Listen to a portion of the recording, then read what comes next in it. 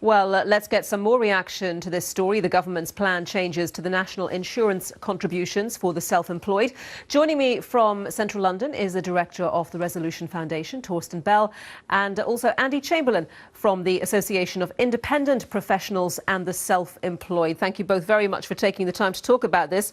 Torsten Bell, first of all, to you, is this a breach of the Conservative manifesto, or is it setting up a fairer system, levelling the playing field, if you like?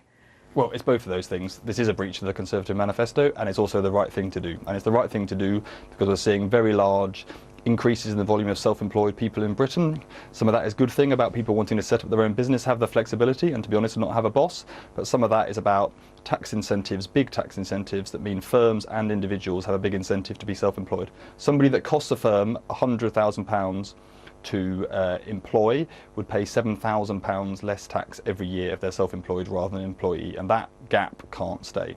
And Andy Chamberlain, the perspective you're coming from, I'm going to assume that you're not going to agree with what Torsten's saying there.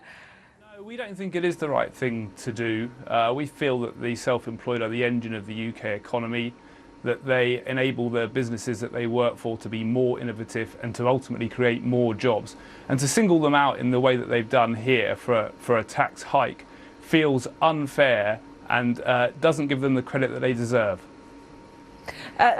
Torsten, let's just look at that point that Andy is making. He's saying that the self-employed, the people who start their own businesses, they are the drivers of economic growth, and that the actions of the Chancellor in making these changes to national insurance contributions are going to deter that. He's got a point, hasn't he?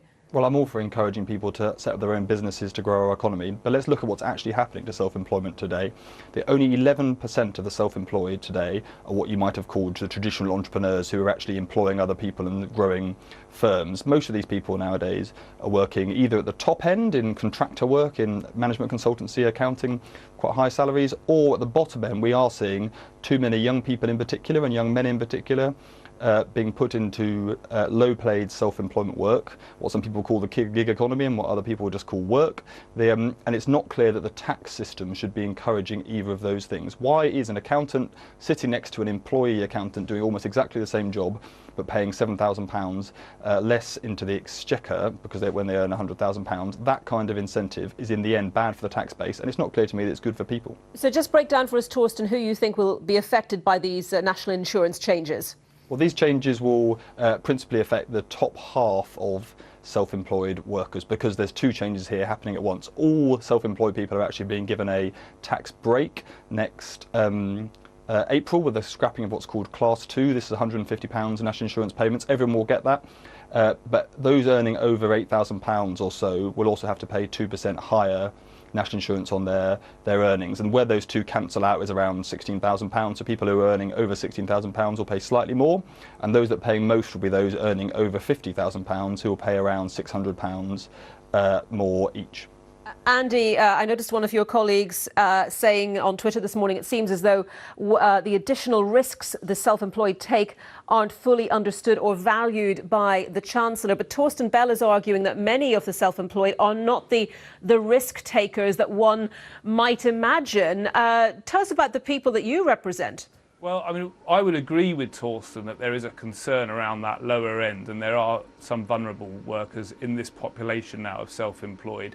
And that's certainly a concern. And the fact is that the changes announced yesterday may actually benefit some of those very low-paid people. But anyone earning over £16,000 will see a tax hike. And we would say that you're still fairly low-paid if you're in that bracket. So we're just a bit concerned that it's going to make life harder for some of the hardest working people in our economy.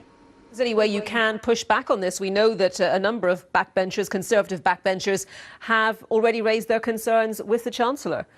Yeah, we're going to be making very strong representations to the government on this issue, and we are already talking to quite a few MPs to see, feeding in our thoughts to them, and they're giving us their thoughts. And it's clear that there is a concern around this policy, and we're going to do everything we can to help inform that argument.